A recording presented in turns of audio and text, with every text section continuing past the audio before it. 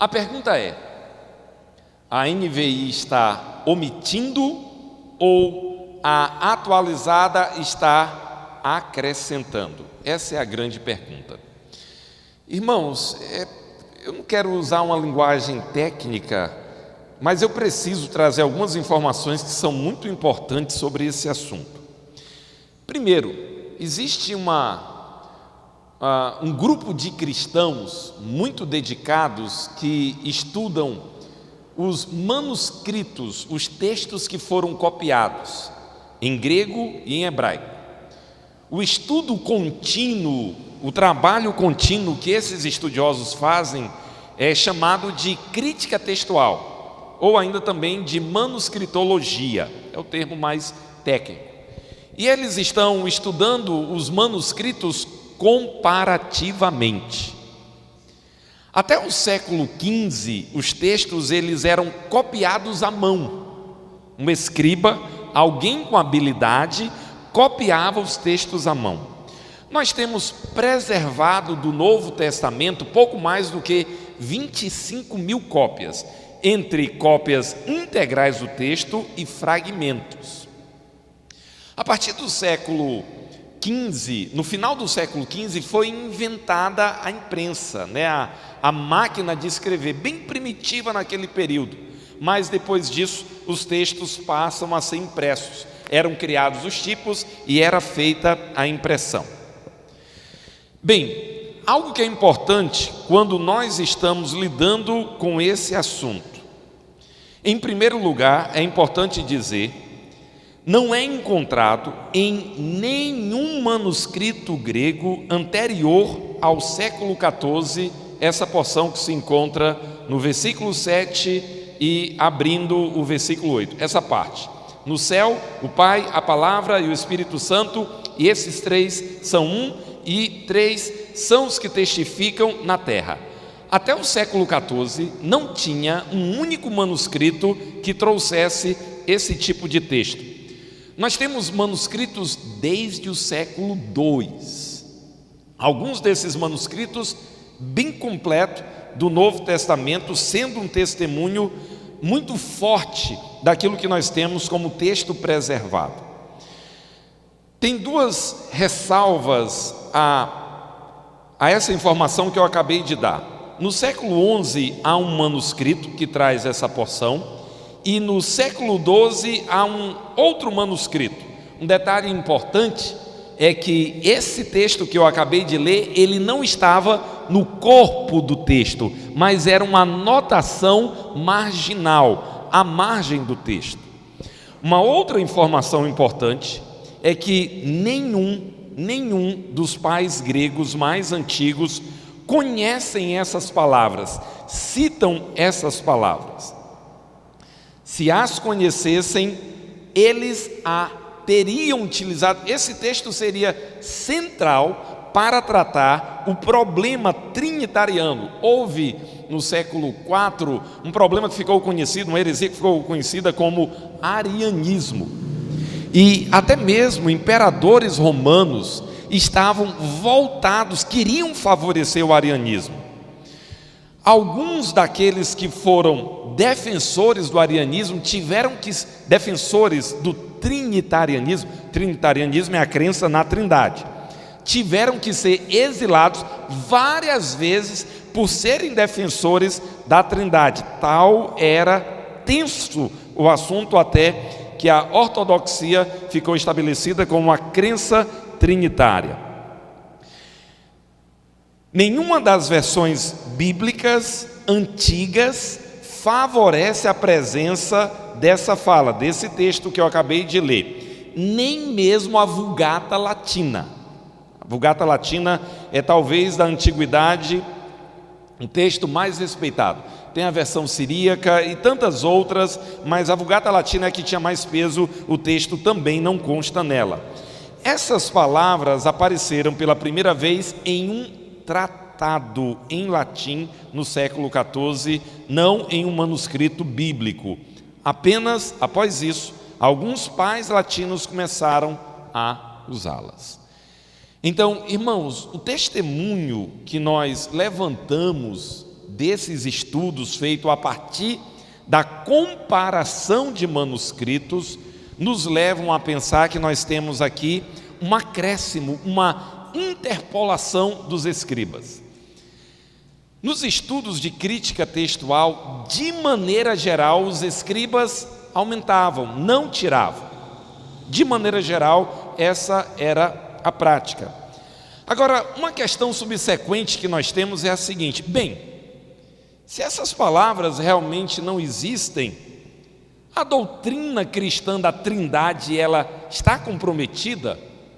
Nós temos ainda como continuar crendo na Trindade? Irmãos, deixe-me dizer o seguinte: a primeira coisa a ser dita, quando a igreja formulou a doutrina da Trindade, esse tipo de fala, eles usam o termo glossa, nem existia, eles não tiveram acesso. Esse texto não foi uma base para formular a doutrina. Como que a doutrina da Trindade então é formulada?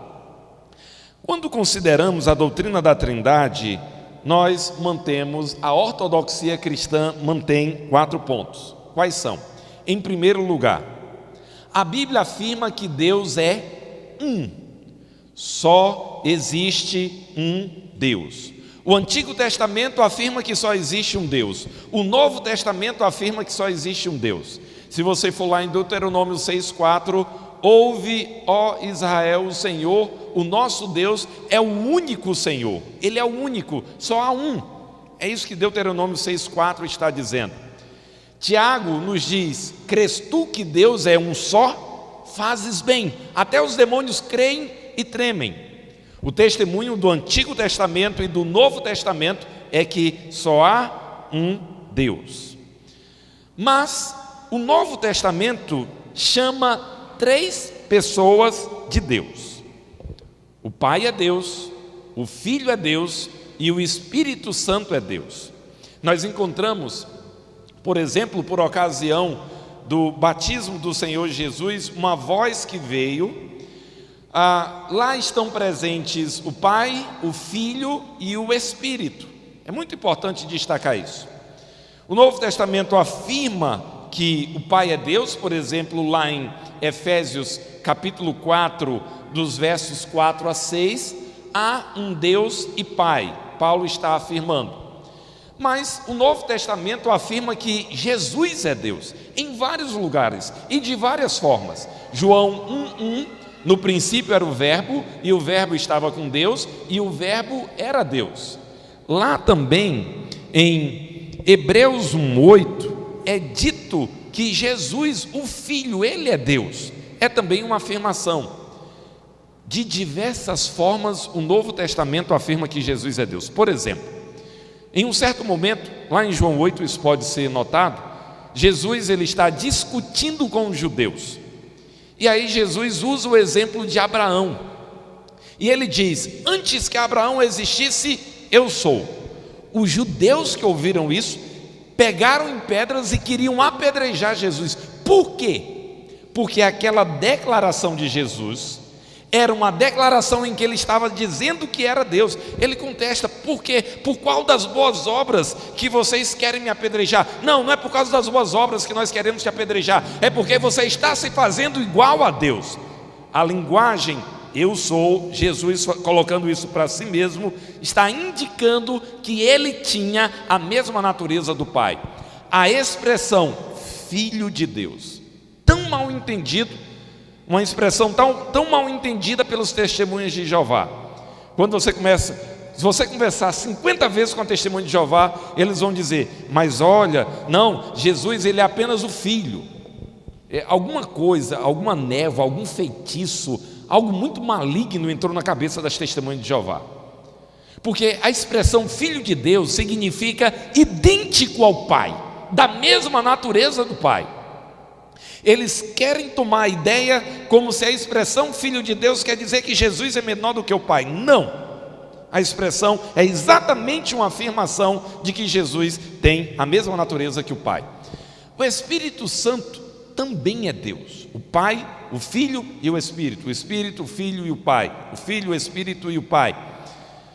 Em Atos capítulo 5 tem lá um episódio, tem um casal chamado Ananias e Safira.